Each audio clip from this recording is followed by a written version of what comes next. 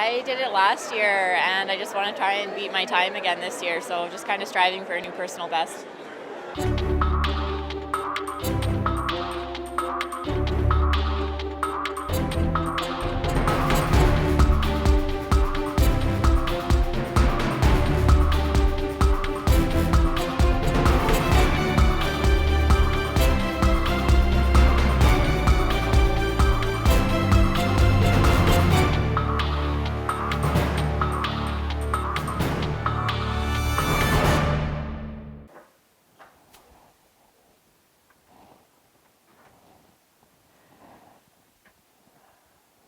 Hello, welcome to Run With It, a show on running and healthy eating advice for the beginner to the advanced runner. But first, make sure you see your doctor before starting any exercise program. So let's get to it.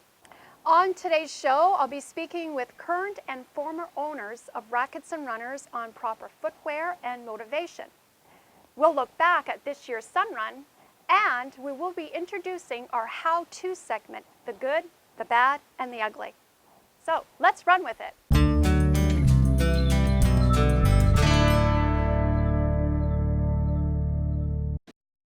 What type of shoes should a beginner look for? Oh, definitely the shoe that's best suited for them, not the shoe that's best suited for the last Olympic athlete or for myself. It's really about individual needs and those needs being met. And there's a number of different choices depending on the criteria of the type of running that they're going to be doing, type of athleticism that they bring to the table, and what their ultimate goals are going to be within running down the road. What about measuring your shoe? Yeah, I'm not really the biggest fan of necessarily using some of the standard devices to measure feet. I always found that the best alternative is actually just to get people to come in, sit down, and then try a number of different shoes on within that maybe particular brand that's going to work for their needs. I find that there's a lot of difference in the sizing charts between the different countries of origin where the shoes are being made these days, and so that the consistency is not very. There's no continuity to it. So, fitting ultimately, right then and there for the person is always going to be the best thing, as opposed to just knowing your size and trying to order them without actually putting them on your feet. What type of mistakes do beginning runners do? Well, I think that they often sometimes get a little bit caught in the hype. There's a lot of media and material out there, obviously online, lots of resources in which to do some investigating as to buying your own shoes. But it can be quite overwhelming and also a little bit confusing. Even someone like myself who's been doing this for a long time, if I tried to actually buy a pair of shoes online, I would have a difficult time doing it for myself. And obviously having lots of knowledge of my foot and my biomechanics, it still would be a little bit tricky. So I think for the novice, good information, doing a little bit of homework beforehand is never a bad thing. Asking the really direct and specific questions when you're coming into the store that you decide on. But I think that the key thing is bringing an open mind. There really has not been that much of an evolution in technology. Despite what a lot of the companies would like you to believe. It's actually been fairly consistent for about the past 10 years. So with that, it's not about which is the latest and greatest company, it's which is the best for your individual needs. So shoes is the most important equipment. Yeah, the shoe is paramount. It's the one piece of criteria that really, without it, with the exception of very few people, that really running without one is a deal breaker. You can't often do it.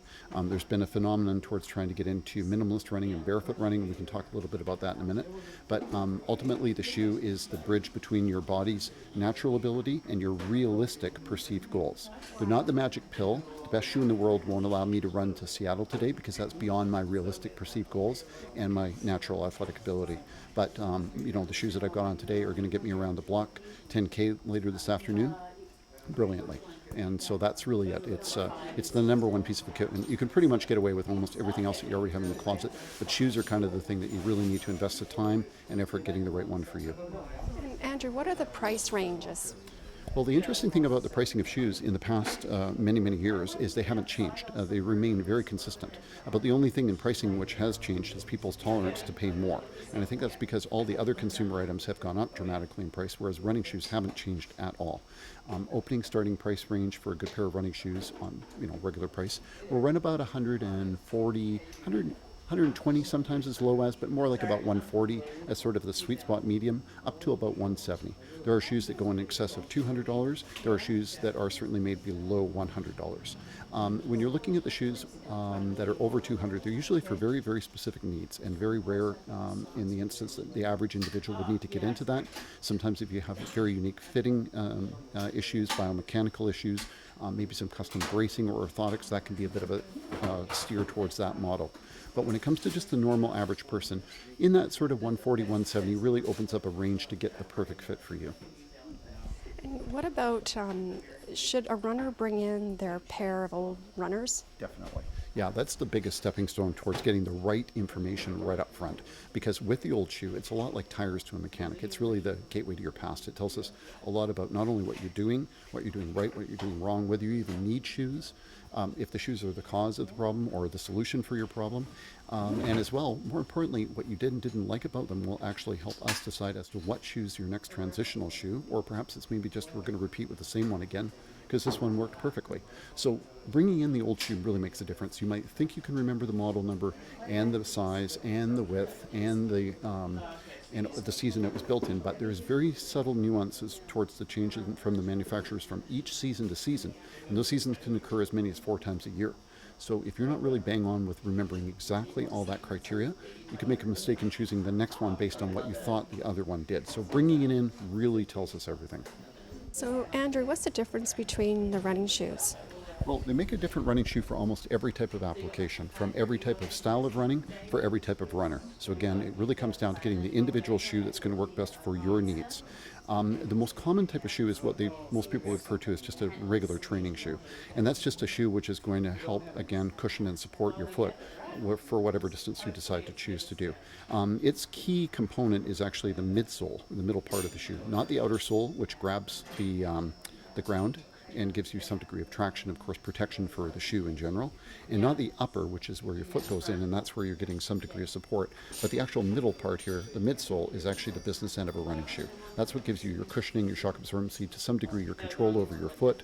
And so that's one of the sort of main criteria for deciding which shoe to get into and which one will work best for your needs. There are different types of shoes, specifically motion control or stability shoes, and then what we classify as neutral or complementary shoes. And that's sort of a very specific difference between the two. The complementary or neutral shoes are for people that don't really need the shoe to rearrange or reposition or restructure their foot or their gait. They're looking for something that will just complement and cushion and support, but not reposition related to the stride that they're going to be taking.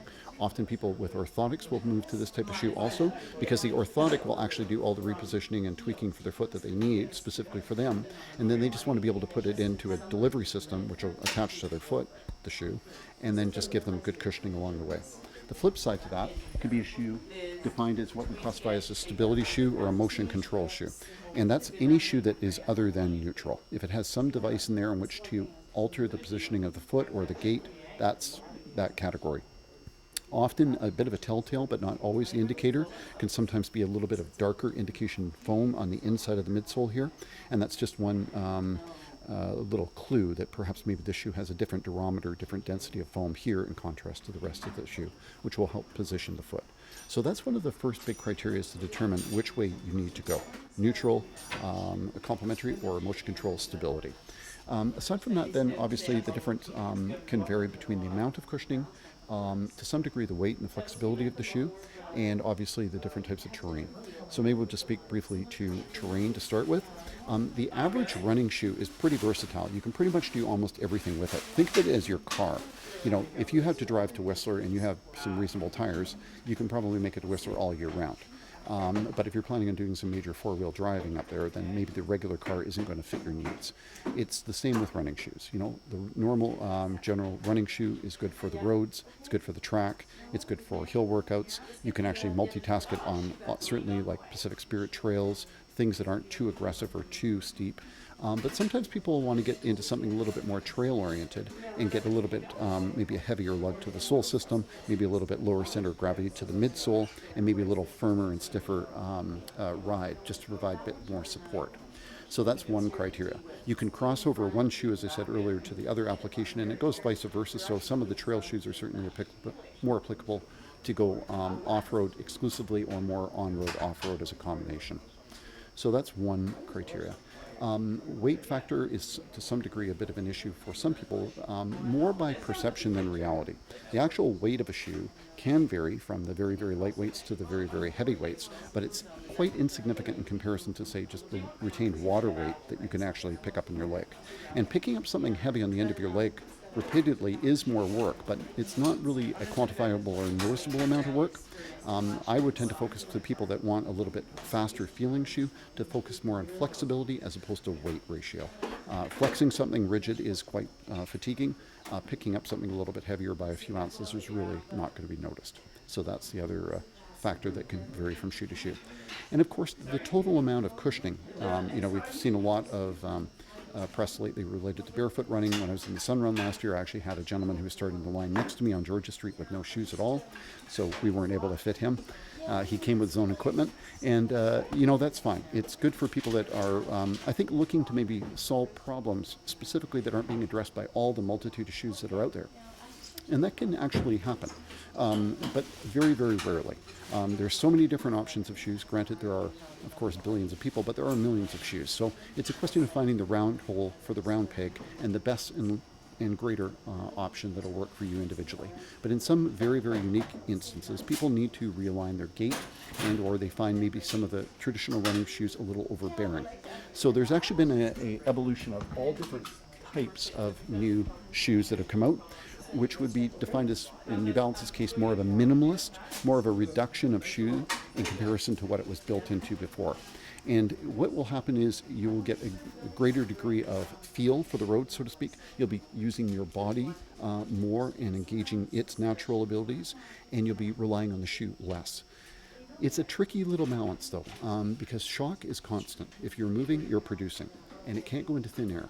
So what isn't being absorbed by what's between, your body and the road, in other words, the shoe, what it can't absorb, then you have to take the rest of it. So it's very, very defined. You take a shoe like this one, which is one of the top cushioned shoes from Mizuno. It's a shoe that I've run in the past. It has a tremendous amount of shock absorbency. You take one of the minimalist lines from New Balance. This one has very, very little shock absorbency. So for that 10K run, I run one day in this one and one day in this one. I'm taking up to 4 times more quantifiable shock in this shoe than I am in this shoe. And I guess the big question there is why? What's the purpose? And often in running, if it's not broke, don't fix it is a good way to look at things, and especially when it comes to shoes. And look at a lot of the really, really elite athletes like Eric, who won the Sun Run this year, was running in a pair of shoes like this. He's a super light guy. He's a very, very good runner, very, very skilled. And if you talk to him about barefoot running and or minimalist shoes, this is as low as he'll go. Anything after that, he says, there's no way. I just can't run the type of times I do without having some performance from the shoe to help me. Yeah. Interesting. And how many pairs of runners should a runner have? Well, it kind of depends on how long they're expecting to get out of the shoe, and that can vary from shoe to shoe. It's a little bit tricky to actually really specifically say, 40,000 miles on a pair of tires and it should work. It depends how you drive. Same goes with running shoes. It depends on the person. It depends what else they're doing in them. I go through my shoes quite often. It's just by virtue of the fact that I'm using them for more than just one purpose, because I actually multitask. My running shoes are also the shoes that I wear in my gym workouts, because it's fairly integrated with my gym workout, blends into my running workout sometimes as well. I'll even use it for snowshoeing. Strap them into I'll put my yak tracks on the bottom and then hike up the Gross Grind snowshoe trail with them. So I find them very, very versatile. Certainly the grind in the summer, up the regular traditional grind. So my shoes are breaking down like every 3 months. So I'm getting a lot of use out of them, but they're not getting a lot of time. The average person is going to get about 6 months to a year. There's a couple of indicators that you can usually determine when the shoe is wearing out, and one is telltale wear and tear. Looking at it, there's visible things that are actually just falling apart. That's usually a good indicator that something's maybe not performing as well as it was before. When they start to look more like your foot than they do like a shoe. That's great with a pair of jeans when they're all nicely broken in, because when you buy jeans, they don't look at all like your body, but 2 years down the road, they're your best friends. This is the opposite with a shoe, because when your shoe starts to look more like your foot than it did like a brand new shoe, it's now being taken for a ride, not taking you for the ride. So that's a bit of a deal breaker in terms of it giving you proper support. And then, of course, your body. It's a great barometer. If you pay attention to it, it'll tell you everything you need to know with running. Just pay attention to it and address the issues as they come along. And with shock, I specifically, because I've got many shoes on the go, can't remember how much time I've got on each one, but I can tell when my body is starting to pick up that extra quantifiable amount of shock that I'm not really keen on picking up myself, when I can just get a new pair of shoes and it's going to pick it up for me, and that's when I replace my shoes. We'll get back to our interview, but first, here's our how-to segment, the good, the bad, and the ugly.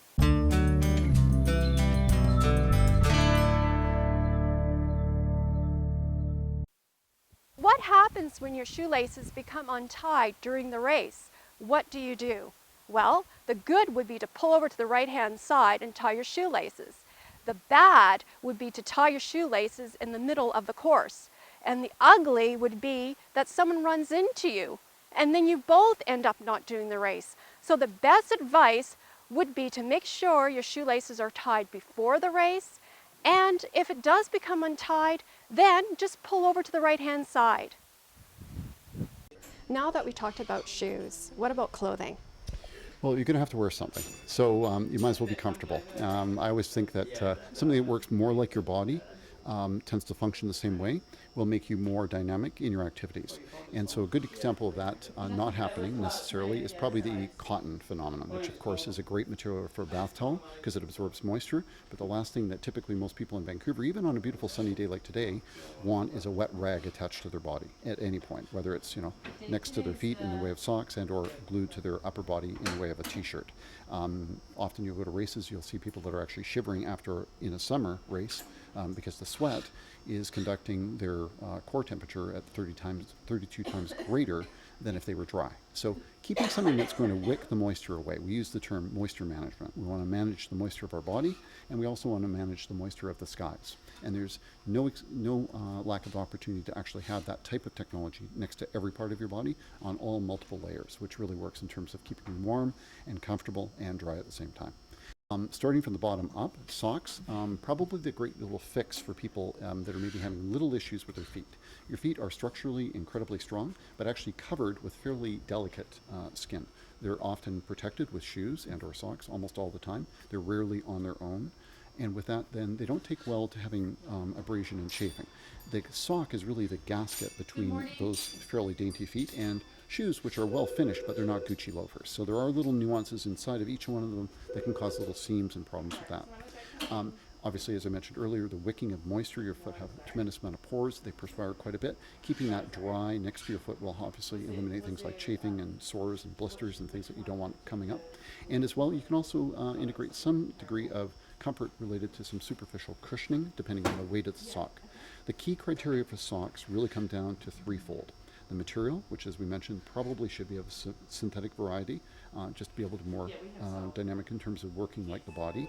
The height, which is really more a matter of personal preference. You can get them really, really super low, and you can get them all the way up to your knee, and with some degree with greater or lesser support. A lot of people wearing the knee-high socks these days that are running, those are actually support socks, which are actually inhibiting lactic acid buildup, ultimately really actually giving you a little bit more support, increasing blood flow, greater recovery time, and also just a sense of warmth around your lower leg, especially in the winter months. Not a bad thing to do, just to keep everything nice and tight, or from getting too tight down the road.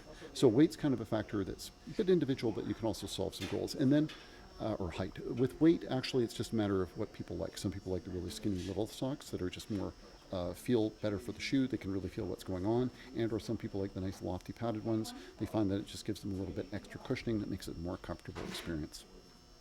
So from there up, we can deal with rain gear. As you notice, you've got a nice jacket on there, and that's really the great fix for actually maintaining some comfort in Vancouver. There's no worse experience than getting out and getting soaking wet, trying to run for an hour or half an hour or even 20 minutes, and then coming back just dripping wet with rain all over you. This isn't fun. Not necessary. The jackets have never been less expensive. Vests are also a great alternative in Vancouver because the change in the weather can happen instantly, as we all know, and it's a little bit better chance to regulate your body temperature. And they can wick away varying different levels. The one key thing that I always say to people is, because a lot of people seem to come in with the expectation that they want waterproof, they don't want to get wet at all. That's possible, but it's relative to the amount of time that you're going to be doing in it and what you're going to be doing in it. So case in point, somebody who needs a jacket for a 4-hour marathon is different than somebody who's going to need one for a 1-hour 10K. So by proportionate related to what you plan to do in it and how much time you need to stay dry relative to how much breathability is going to come into play. Base layers are really the next issue. I'm wearing shorts today because it's beautiful, but sometimes I'll certainly wear tights or cafe pants or some other method of keeping my lower legs warm based on temperature and how I feel in terms of my muscles. And I'll bust those out just depending on what's going on. There's no lack of opportunity again for compression, which is the big buzzword in our industry this year to keep things nice and tight, as well to wick the moisture away on even our lower legs makes it comfortable. Obviously chafing can be a bit of an issue, so all those things go into the same type of criteria. With upper body, again, really key factor. Being wet up there is really not comfortable. Any type of moisture management, synthetic fiber upper. I'm wearing one today in long sleeve. Obviously they come sleeveless, tank top, short sleeve, every different shape, width, size. There's no lack of natural materials out there that will accomplish these same goals, like merino wool, for example. So if you're have an aversion to synthetics and you want to keep away from cotton but get something that'll work, wool is nature's great moisture management tool. Recently we covered the 29th annual Vancouver Sun Run, which had over 47,000 runners of all different shapes and sizes, including all levels of abilities, participated in the 10-kilometer distance. I'm at the Hyatt Regency where sun runners are picking up their race packages. It looks like it's going to be a rainy day, but that will not dampen our spirits for the Sun Run. Runners and volunteers showed up in close to record numbers for this year's Sun Run. You could feel the excitement and energy in the air. There was much support to honor those affected by the Boston tragedy, and many had their own reasons for participating. Why are you running the Sun Run? Well, I've been running for a little while now. The first 10K I did actually was the Times Colonist in Victoria. I'm from Victoria. I just moved to Vancouver actually, and I really enjoyed running the Times Colonist. So why not run a race that's 3 times bigger? I decided to get back in shape, and it's been a long journey. So this is my second year in the Sun Run, and I hope to run it from start to finish this year. Okay, I'm going. I'll see you at the finish. Luckily, the rain held off for the event. Afterwards, there were many tired but inspired participants. Yeah, it is my first Sun Run. I just immigrated to Canada almost 11 months ago. And this is my first Sun Run, so it means a lot to me, and it also means a lot to my business, like my startup, because, after running, I feel kind of like I can make anything, I am really strong. I should believe in myself more and try to do more. So, yeah, it felt so good. We had an exciting time running and covering this year's Sun Run, and I had a personal best. Recently, we spoke with Vanda, current owner of Rackets and Runners, about her passion for running. I discovered my passion for running about 10 years ago. I'd always been an athlete growing up, a real tomboy playing all different sports. But it was really about 10 years ago I'd gone through a period of my life where maybe I was a little bit less active and started doing some weight training and working out at the gym with a trainer. And running seemed a natural evolution to that, and it's been a springboard to other activities that I can do in this beautiful city and beautiful province. I run approximately 2 to 3 times a week. I use it as a method of supplementing my other training that I do, because I also like to mountain bike ride and do other activities, whether it's tennis and just other things. I like to call myself a jack of all sports and master of none, but definitely one of the foundations of my fitness and my ability to be able to do sport in general is running. I did not participate in the Sun Run. However, I was at the Sun Run for the 4 days. There's an exposition that happens at the Sun Run, which gives people the opportunity when they're doing package pickup to be able to purchase Sun Run merchandise and buy shoes as well, and just get into the spirit of the Sun Run. So I was involved in that, and then I was actually at the podium at the start-finish line for the Sun Run on this particular year, which was absolutely amazing because, of course, what ended up happening on that Sunday, the previous Monday, was the Boston Marathon and the tragedy that happened in Boston. So it was wonderful to see the unification of people and of runners and walkers, a strong sign of unison and force as people were crossing the start line. It was great. I do races. I do 5K races and 10K races. I don't do anything beyond 10K because my comfort level is more with 5K and 10Ks and trying to do those races faster. And then I also participate when I can in adventure races. I enjoy that because I enjoy mountain bike riding as well. So it allows me to combine my passion for running as well as my passion for mountain bike riding. Awesome. And you know, strength training. How important is strength training? I think it's very important. Strength training minimizes your chance for injury, also allows you to perform and enjoy your exercising that you do. I have been doing it for 10 to 12 years and working with an amazing trainer, Lee Hochet, and he's been absolutely, I think, so important to my overall general fitness level and my strength, and as a result, been able to keep my injuries to a minimum. And I think it all really, he focuses a lot on core, but also all the other muscle groups, depending on the activity that I might be doing for that particular time of year. We live in a city that even if it is raining, it's the temperature's actually makes it actually quite comfortable to run in. And I just enjoy being in the elements. And of course, I own a sporting goods store, so it's always fantastic when you actually can get gear on that actually makes exercising even more comfortable. And that's relevant too, is just getting the right gear too, so you can stay relatively dry, as well as just and staying warm if you need to stay warm, and just getting out there and doing it. And how has running changed you? Running's changed me in that it's opened my world to all the great things that we can do in this on this planet and in this province. It's given me the capacity and fitness to be able to hike in the North Shore Mountains, mountain bike in Nelson, BC, in the Kootenays, and so running's been my ticket to experiencing life and enjoying life. Now that we know about shoes and clothing, the next step would be to follow a safe and realistic running program. There are many running programs out there to choose from, such as your local community center, your running store, running club, or an online program. The key is to follow a program that suits your needs to reduce risk of injury or burnout. Also, don't do back-to-back workouts. You want to have your rest periods in between, which is so important. The key thing is to follow a safe and realistic running program and writing down your goals in a running logbook or on a calendar so you can have fun out there. And I'll see you on the trails. Thanks for watching today's show. If you have any questions, you can email me through my website that you see on the screen.